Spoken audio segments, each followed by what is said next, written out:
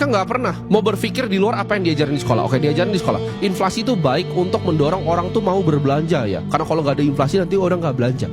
Kata siapa? Lu belajarin dulu awal uang itu seperti apa, seberapa gilanya inflasi itu terhadap uang. Zaman dulu ketika masih pakai bits, pakai kalung, apa yang terjadi ya, di suku-suku itu yang trading sama Eropa, orang Eropa kira palsuin, digoblokin, terus di float marketnya. Mereka baru belajar tentang inflasi. Inflasi bukan hal yang baik. Lu tahu dari mana inflasi itu hal yang baik untuk mendorong produktivitas? Itu uang lu aja dirampok gitu. Tapi lu nggak bisa mikir ke sono, karena itu yang diajarin di buku sekolah ya kan. Sejarah Indonesia juga ngawur semua kalau diajarin di sekolah ya, karena itu ditulis. Tapi kalau sejarah gue bisa bermasalah kan kalau gue urus di sini ya, bukan ranah gue. Tapi kan pelajarin sejarah Indonesia yang ditulis di buku-buku kalian di sekolah itu ngaco semua. Peristiwa-peristiwa berdarahnya itu nggak ada pernah ditulis di situ. Itu cuma sunshine and rainbows itu, dan itu ditulis sama orang-orang yang mau nyuci otak anak untuk politik ya. Zaman dulu orang disuruh nonton di film, ini pencucian otak sistemnya. Gue paham di sini, gue nggak ngomong untuk semua orang karena udah ada yang kena pasti factory modal. Jadi sini gue ngomong untuk sebagian kecil dari kalian yang masih percaya apa akan pemikiran kritis. Ini gue akan outline ya. Jadi untuk para mungkin yang ngurusin pendidikan di Indonesia bisa nonton ini. Gue udah petakan beberapa kesalahan yang menurut gue paling fatal dari sistem edukasi ini. Yang pertama, standarisasinya.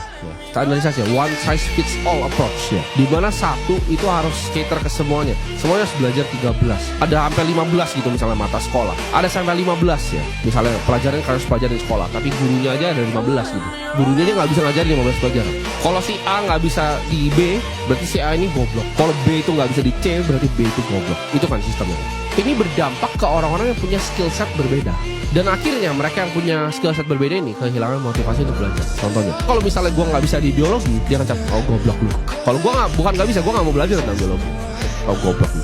Standarisasi ya itu problematika. Nah itu kritik gue. Solusinya apa? Solusinya adalah adaptive learning. Kalian coba bikin sistem yang tidak terstandarisasi, tapi cater ke tiap murid punya kemampuan. Jadi jangan karena A nggak bisa B dibilang goblok. Kalau lu ngejudge ya, gimana caranya ikan dari skill dia manjat pohon, ikannya akan pikir dia goblok seumur hidup padahal dia jago berenang. Ini yang dilakukan terus sama sistem sekolah. Kok problem dari sekolah adalah pembunuh kreativitas dan pemikiran kritis. Ini kenapa? Karena standarisasi dari ujiannya. Dan gue akan sharing sini kenapa ini menurut gue sangat bobrok. Sebenarnya orang-orang yang di atas udah paham ini bobrok, tapi mereka nggak mau telan faktanya bahwa ini adalah sesuatu yang bobrok.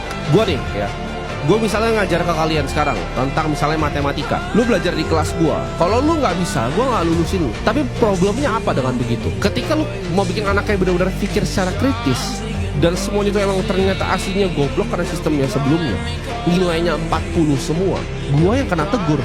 Gua dibilang sebagai guru itu nggak kompeten. Nah ini problem besar nih, mau di dosen, mau di sekolah. Makanya menurut gua scam semua.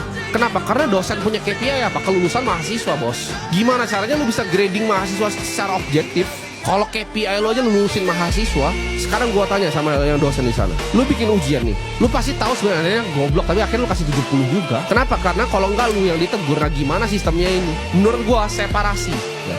Separasi antara yang ngajar dan penguji. Kalau yang ngajar adalah yang penguji, problemnya apa? Yang ngajarnya sama, pengujinya sama. Sistem scam. Dia ngajarin suatu, dia yang goblok ngajarinnya. Tapi begitu ujian, aduh lu mahasiswanya yang tolol nih, padahal dia ngajarin yang tolol. Ya udahlah 70. Akhirnya apa? Yang keluar dari kelasnya tolol semua. Itu yang terjadi.